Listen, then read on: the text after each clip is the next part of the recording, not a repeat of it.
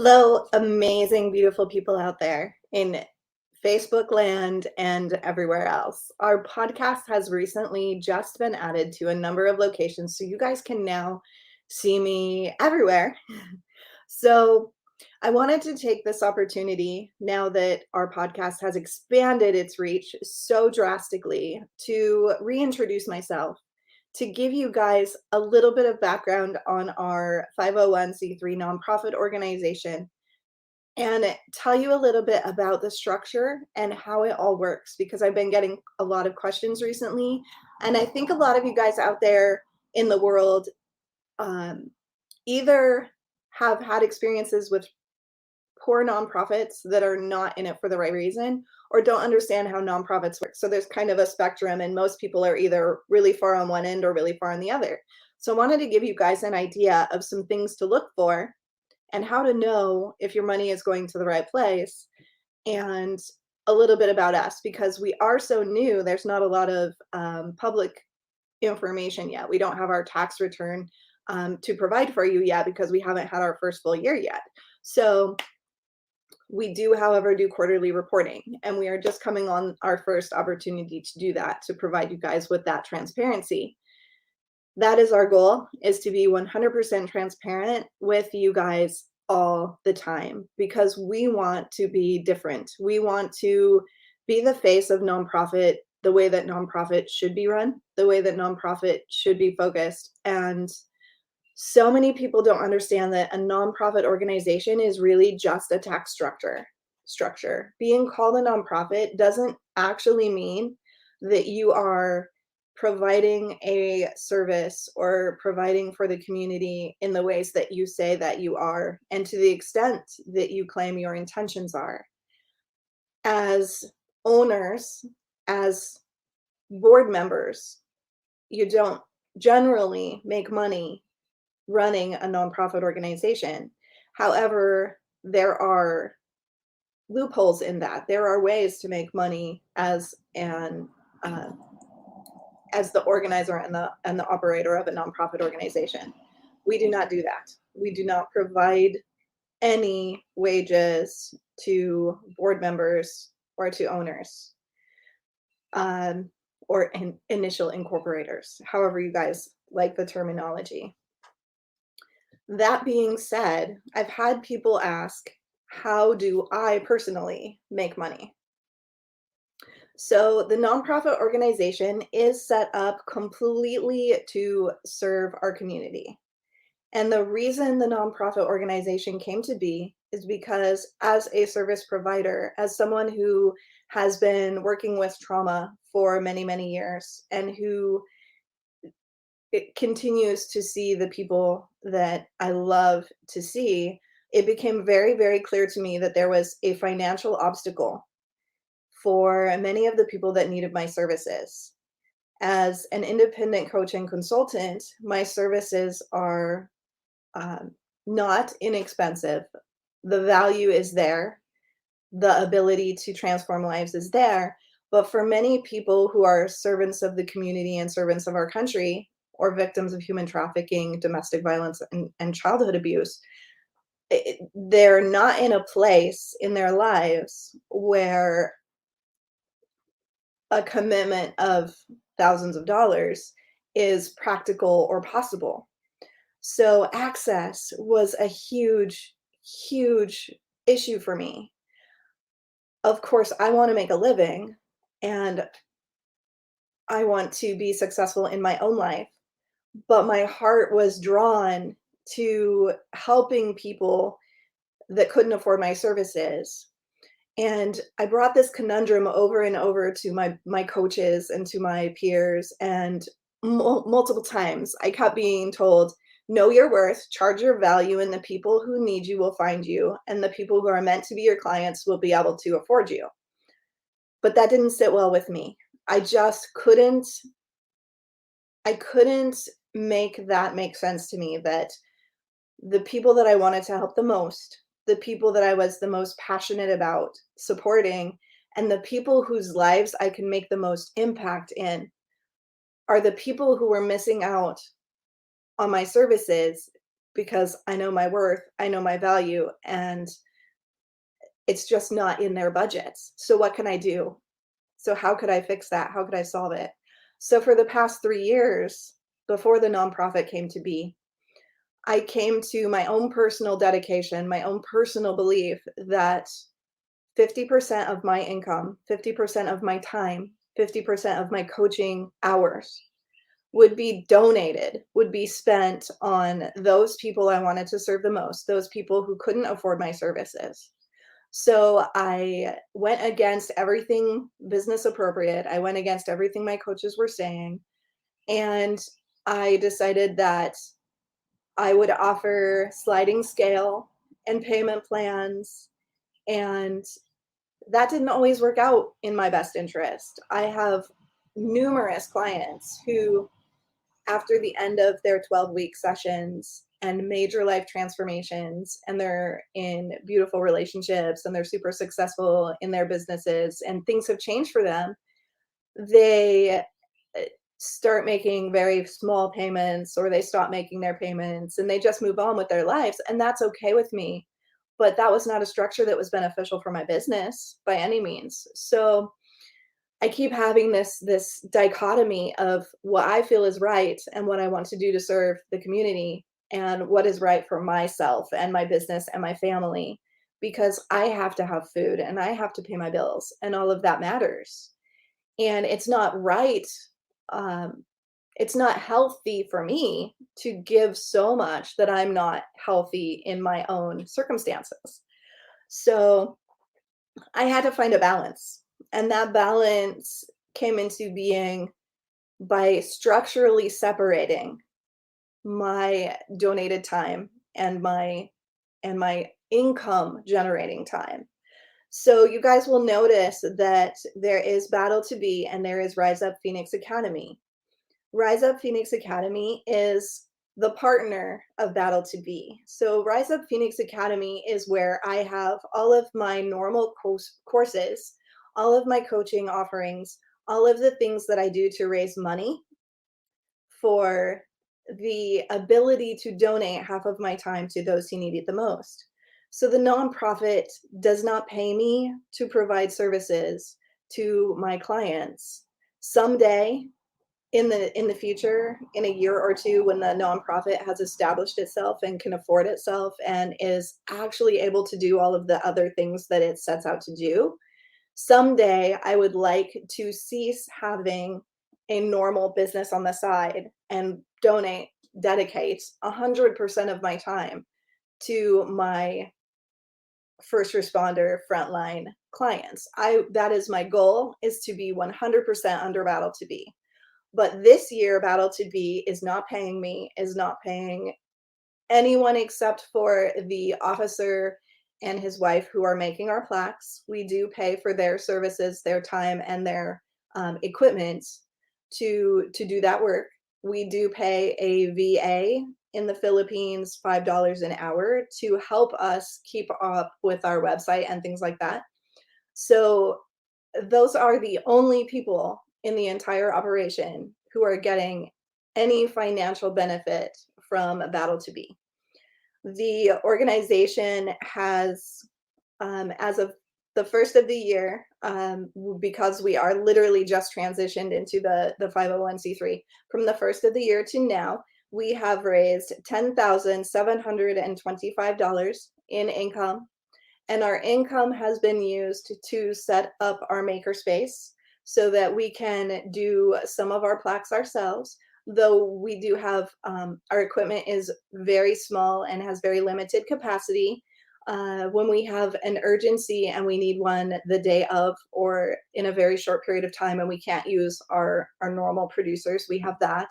We are able now to make customized coffee cups and some awareness merchandise that we take to our events with us. We have used that income to get a few parts on our parade Jeep so that it was ready for this season, our honor and memorial Jeep that is a huge presence in our organization. The Jeep actually is our access point that allows us to begin conversations about mental health. And it's just a huge and important piece of of what we're doing.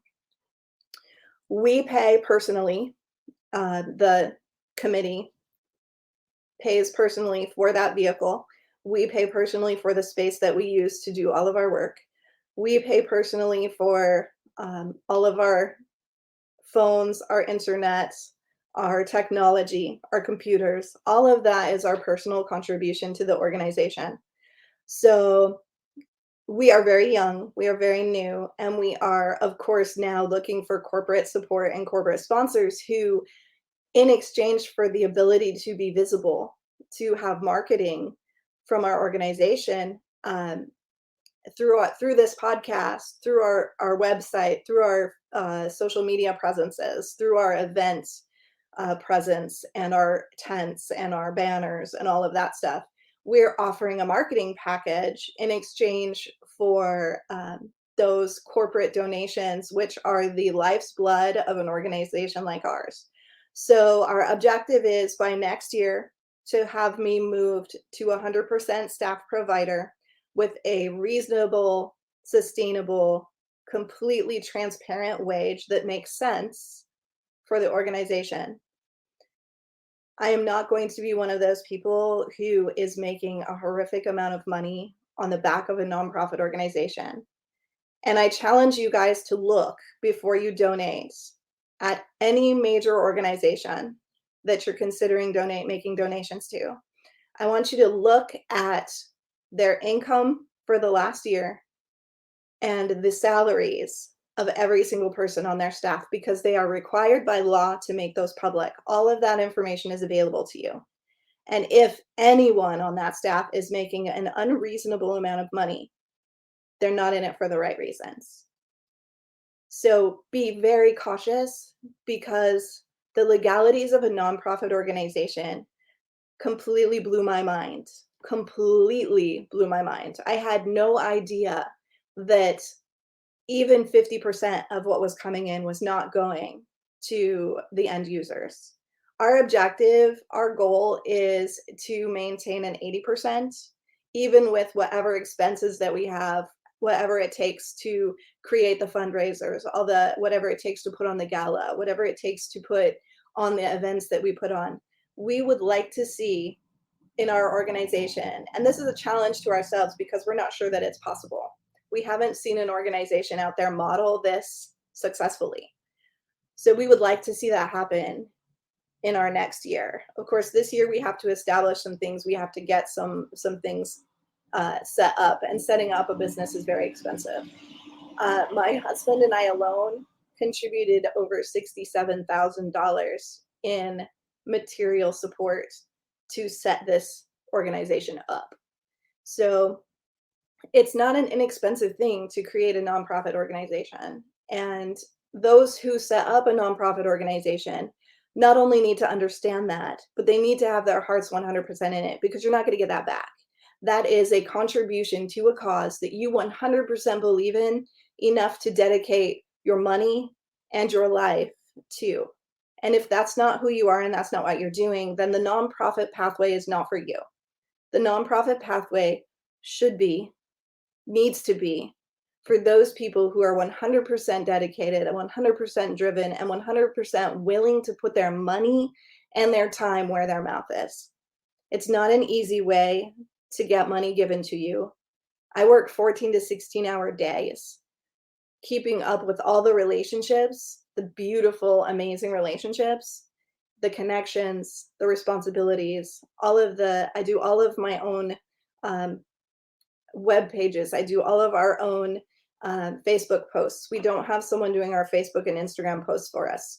We do all of our own photography. We don't put money out for those tasks, because every penny that we bring in needs to go to serving our client community. Every penny we bring in has the intention of taking care of them and improving their lives and making their life something new that they can be completely joyful and engaged in. So this is a burden that we very willingly and lovingly and wholeheartedly have taken on, with the absolute intention of showing the world what a nonprofit is supposed to look like.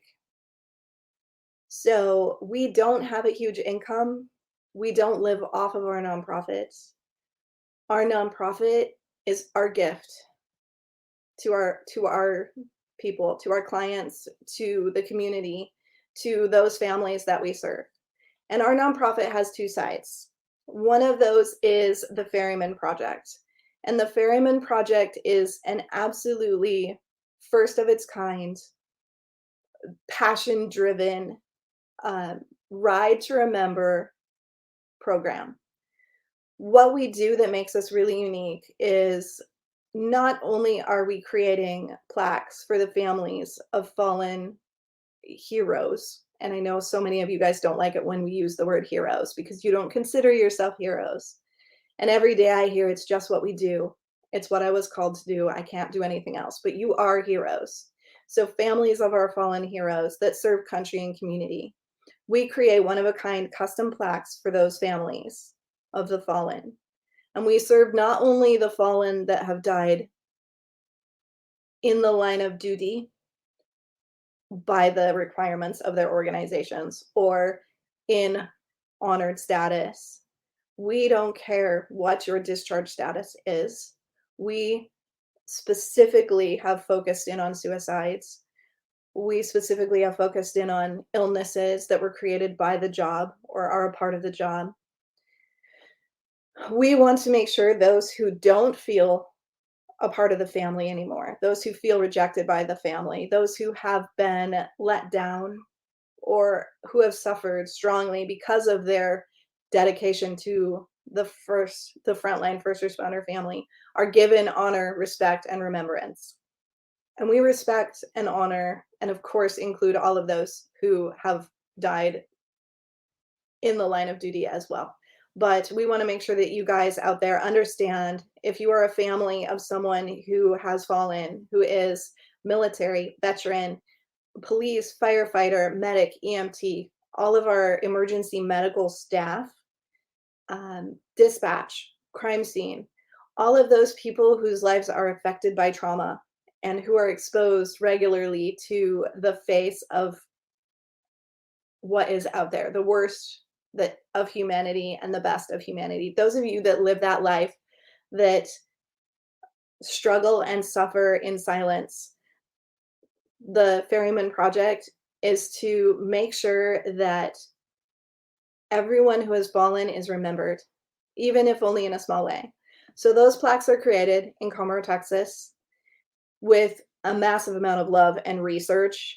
And we make sure that we represent the individual, that we understand who they were as a person, what made them stand out, what people loved about them, their interests, their desires, their goals, their dreams. We make sure that we make a real connection with that individual through their family, through the media, through every resource that we can find, so that we truly understand who we are talking about, who we are representing, who we are putting out a memorial for. Once that plaque is created, we organize a ride to remember, and that may be a very huge engagement. Sometimes we have had over 400 people. Sometimes we have had the opportunity to be involved with alternative organizations and actually be involved in the memorials of our people. So we get these beautiful moments when the entire family, the entire fire department, the entire police department, all of the above all come together to initiate the beginning of the journey or the end of the journey on their ride to remember. Most of the time, our rides are just a few people, a few pieces of family, of friends, of peers who take the plaque on an honorary mission from where we are to their home, hand to hand, peer to peer, never through the mail.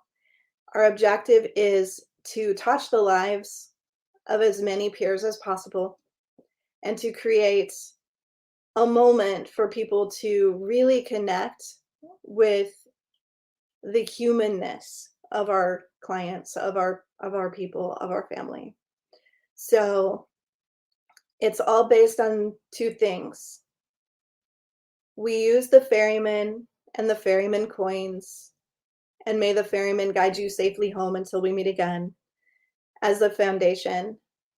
But we also use, they say we die twice, once when breath leaves our body, and again, the last time our names are spoken. So one of our major keys is say my name and remember. And every quarter we will have a podcast where we will have a slideshow of the faces and the stories of each of our clients, each of our honorees. And we will, in the background, speak their names out loud as a permanent lasting reminder. And it's not the only permanent lasting reminder we provide. Our Jeep has their names on it permanently.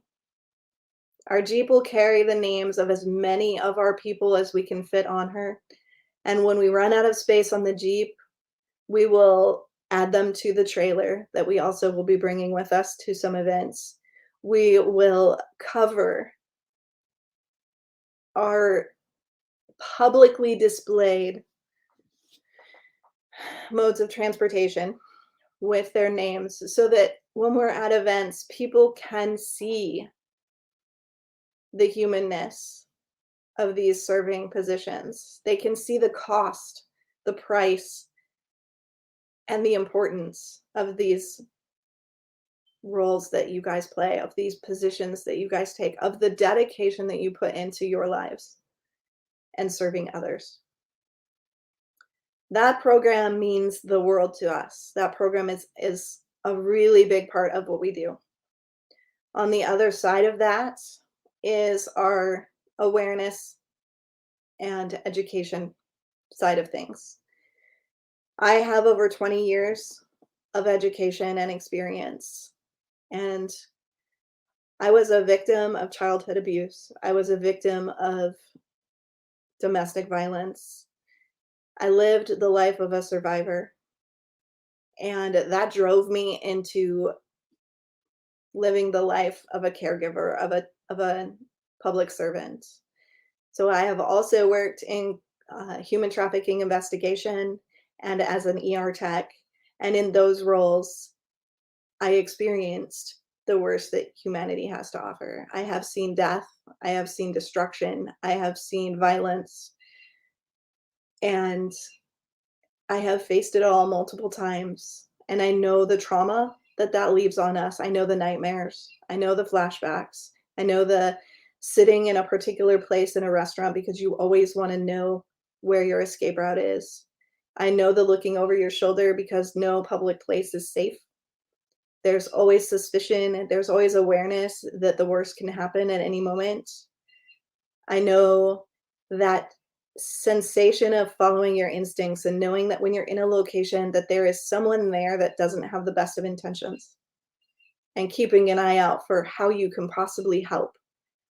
I know what it feels like to stop on the highway because you see a car accident, knowing that you might have to render aid or you might have to deal with something else. With never a hesitation in the moment, with never that sense of fear in the moment, only that drive that something has to be done and you have to do it. I know what it's like to live that. And I didn't have the resources that I needed to heal from my experiences. We didn't talk about it. We joked about it. We made light of it. We acted like it wasn't a big deal. But when the lights go out and we're alone, it is a big deal. And we all know it. But we're so afraid to admit it because the stigma is so heavy. The stigma is so huge. We don't get to show any signs of weakness. Even though it's not weakness, we perceive it to be. We don't get to show there's a chink in our armor, that something got through to us, that we have emotions, that we experience the pain of those families who are screaming because their loved one isn't with us anymore. because there's nothing we can do to change it, because we can't put the pieces back together, because there's not enough blood to fill the person who's leaking it so quickly we can't keep up. There's nothing we can do, and we know it, and we pretend.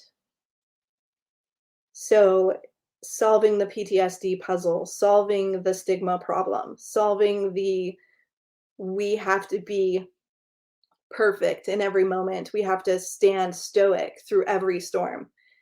That has to change. That needed to change. So I have dedicated to researching everything I can possibly find, getting every bit of education I can possibly get on Eastern and Western traditions, because what we're doing in the Western world in our psychology departments is not working. We can help a little. There's a Band-Aid. Cognitive behavioral therapy is an excellent Band-Aid for a while. It helps to talk about it, but it's not enough to heal the nervous system. It's not enough to learn regulation. It's not enough to understand the attachment and relational issues that underlie it for so many of us, because so many of us come to public service from a background of trauma. So many of us already have a form of PTSD. So many of us already have developmental trauma. So many of us already are in a place where we're vulnerable and susceptible to the symptoms that are going to take us down 10 or 20 or 30 years later.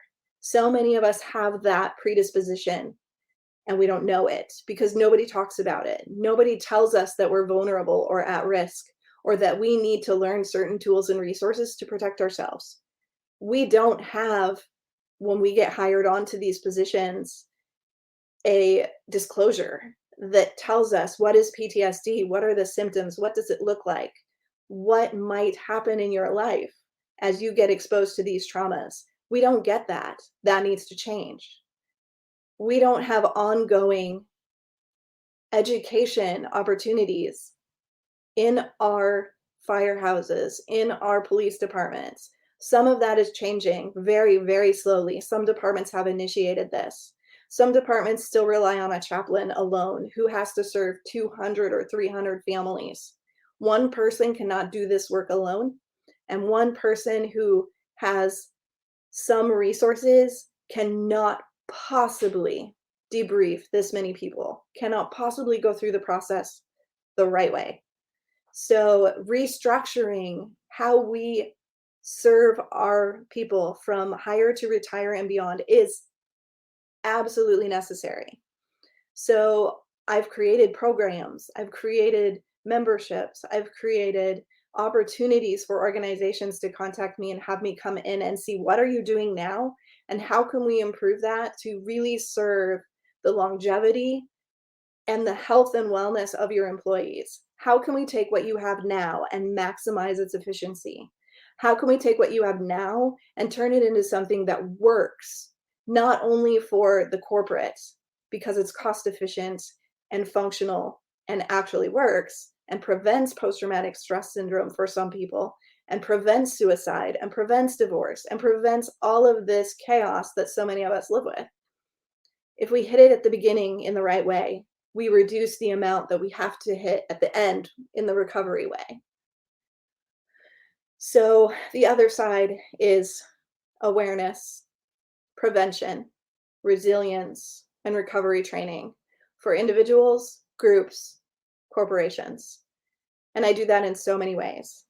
And this is my gift to the world. This is my gift to you guys, because I don't get paid by the nonprofit organization to do this work.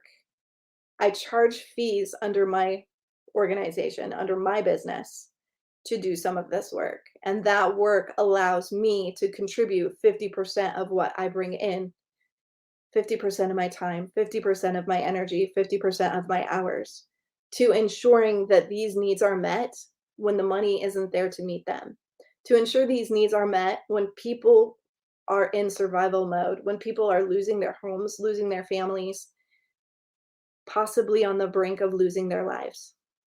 I'm going to be there for them. So that is the dedication that I have put into this. And I want you guys to understand very strongly that my view of this organization is so much bigger than it is today. Right now, the two sides are there are three of us providing services, and that is it. My objective is to create a movement. My objective is to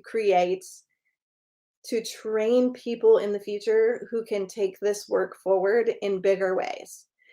My goal is to create a minimum of three long-term recovery centers for people who are reintegrating into society from any of these traumas, who do not have substance abuse disorders, because so many of the resources available are only available if you have an addiction, are only available if you're an alcoholic or if you are on drugs. And there are so many other people out there whose addictions are different, whose coping mechanisms are different. They gamble, they shop, they cheat on their families, they engage in high risk behaviors. They have all of these other things. We all have addictions of some sort. Some of it, some of our folks are stuck in the pornography loop. Some of them are hurting themselves. There's so many different ways this plays out, and with resources only being available for drug and alcohol addiction, we're creating a major disservice for others who are struggling just as much in different ways. So I would love, our objective is to eventually raise the funds and have the team and have the structure to do those organizations. We want to have the Rise Up Phoenix Academy contain multiple free resources, massive amounts of free resources, to become a library that you guys can go to take classes, to see workshops, to experience education, and to get the tools that you need, but also to provide access to providers who can give you the support and the connection that you need. So all of this is going to grow and change. We are just at the very beginning of this journey, and this journey is going to be huge. So please understand that it will be evolving and changing over time. And every quarter I will come here and I will tell you exactly where the money's going, exactly how it's being spent, exactly how you're impacting others in a measurable way that can be verified and authenticated, because visibility, transparency, and integrity are the most important aspects of this whole thing. And if any nonprofit isn't standing on those pillars, they're doing a disservice to the community. Know where your money's going, know what your money's doing, care about the cause enough to follow through and see what's happening, see what your money did, see who your money served. I know this has been a little bit of a long session, and I want you guys to know that I am easy to contact. I am, again, absolutely transparent. Ask me anything that you want to ask me. I am happy to talk about my credentials, my qualifications, my background, my experiences, anything that you want to know more about. If you don't feel like I am qualified enough to do this work, please ask me and I will show you my certifications. I will show you my background and my education. If you feel like I misrepresented myself, I am not a therapist. I am not a counselor, because licensing in the state of Texas creates limitations in the modalities that I can use to serve my people. So I call myself a coach and a consultant, because that allows me to use the tools and resources that I have to help people see what they need and to help people create their own healing pathway and their own healing journey that fits into their lifestyles, fits into their abilities, fits into the world that we really live in. So much of what's out there is not actionable, it's not reasonable, it's not realistic. So I allow my clientele to come from where they are, to determine where they want to be, and each step of the way, we strategize how they're going to get there. I'm not limited to cognitive behavior therapy. I am certified in providing EMDR. I never do it because I feel like it is a fantastic thing for some people, but it is not for everyone. It's aggressive. It's oftentimes it's very difficult for people on the time in between their sessions to handle their lives. It creates um, a lot of turmoil for many. So it's a process that is exactly right for the right people, but when it's used inappropriately, when it's used irresponsibly, and I see this happen all the time. Many of my clients come to me because their therapist was either unskilled or too quick or didn't create the relationship and the support with them that was necessary to get them through that process without damage. So it is another one of those buyer beware scenarios. We hear about all of these different modalities that are the miracle cure, but it only is a cure. It's only helpful, it's only useful if it's right for you, and only you can know if it's right for you. And only you can know that if you understand what it is, what it means, what you have to do to get through it and to achieve it, and what the possible outcomes are. If you are not given all of that information, then you don't have the ability to make an educated, a knowledgeable, a decision for your own health and welfare. So I come from a place of consent. I come from a place of knowledge, and I want you to be informed. So everything that happens in my world, I don't diagnose you, I don't treat you, I don't cure you, I don't give you prescriptions. I talk with you, I listen to you, I hear you, and I provide you choices and options and suggestions, and you choose your own pathway. You choose your own things that you want to explore to find what works for you in a world where everything is trying to put you into a box, where everything is trying to label you a certain way. So my approach is different. My process is different. I play well with others. I absolutely love working with people who have a therapy team, who are already working with the VA, who are already seeing a therapist once every month, once every 2 months, once every 3 months, and who know that's not enough, who know that's not really the support that they need. But that person can back up the prescriptions and can help you with some of the extreme moments, and I can support that. I can help you through the in-betweens. I can help you have more tools and resources to handle the treatments that they're giving you. So that's my one of my favorite things is working with people that are already in the VA, are already working with a therapist, already have a little bit of progress, but feel like they're just not getting what they need. They're stuck, they're stagnant, and they're not going anywhere.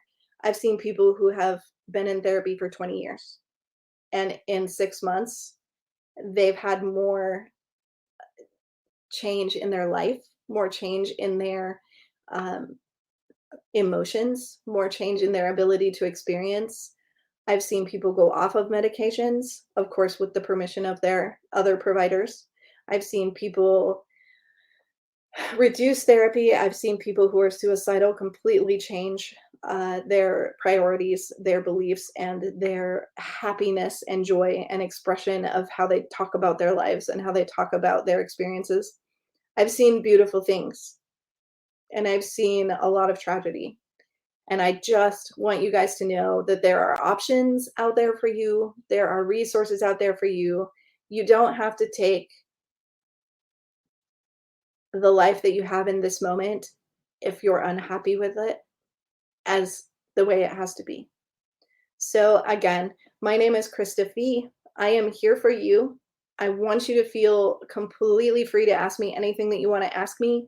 I am 100% open. I am like a wide open book. You want to talk about my old careers, you want to talk about my education, you want to talk about what I'm doing to serve the community, you want to talk about the finances of the nonprofit. I'm completely open. I have no inhibitions whatsoever with sharing the information with you that you guys seek. I can tell you who our sponsors are. I can tell you how much they've given us, unless they ask me not to. I can tell you who our recipients are, our honorees. If you want to know something about one of them, if you have someone you would like us to honor, there's an easy application form. It doesn't cost you anything. Just fill out that form. We'll contact you, get to know about the person a little bit, and make sure that we have the information of where the plaque needs to be delivered, and we will get them on the list and make it happen. If you need services, if you're out there and you feel like, oh, I think I might want to talk to this person, I think I might want to connect with these resources. Again, we don't ask for financial statements. We don't ask you to prove anything about your status or your discharge or your career. We trust that you will not take advantage of the resources that we're offering unless they are for you. We trust that you have your best interest at heart, and we trust that you're asking the questions for the right reasons. So please feel free at any time. I am absolutely open to having conversations with any of you. If you want services, again, there is a simple button, and I will add my Calendly link to this podcast, that you can set up a half an hour intake with me. It's absolutely free always to do a strategy session, and I will give you tools and resources right there. If there's something that you're saying that I can give you a resource for, I will.